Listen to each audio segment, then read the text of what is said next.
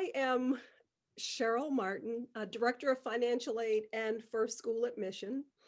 And I have spoken with many of you or communicated via email, so I'm really happy to have you join us this morning. I'd like to give you an overview of the application process or admission process for the first school. You would do that by first going to our website at keyschool.org, clicking on admission, and then how to apply. Once you click on how to apply, it will take you to Ravenna, which is the platform that we use for our online applications. Once you do that, you will create a profile and complete all of the necessary information. Once you do that, I'll receive that and then contact you to schedule an observation. Now, our observations this year will be virtual. In the past, they have been small groups of children applying to the same grade. But this year, due to COVID, we want to, again, remain safe on campus and off. So they will be virtual observations. And I'll give you more information regarding that when you apply. You will also need to submit a teacher reference for your child. Now, if your child is not in school, if they're at home with a parent, a grandparent, a nanny, I ask that you have an adult, preferably not a relative, who knows your child and can just send us a paragraph just describing your child, their personality, what they like to do, etc.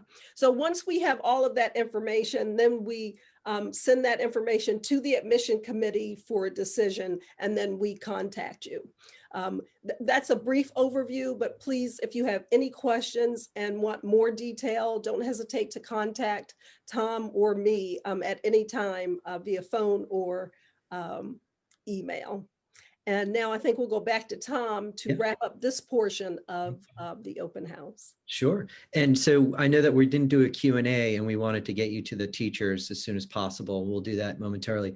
I did just want to answer the question that most people have at open house, which is how much space is there? I know some folks have been calling for immediate enrollment. I know that COVID unfortunately has created a scenario for a lot of families where their plans that were a year or two from now have been moved up. We are full. We have been full since the summer. And so we don't have immediate enrollment opportunities.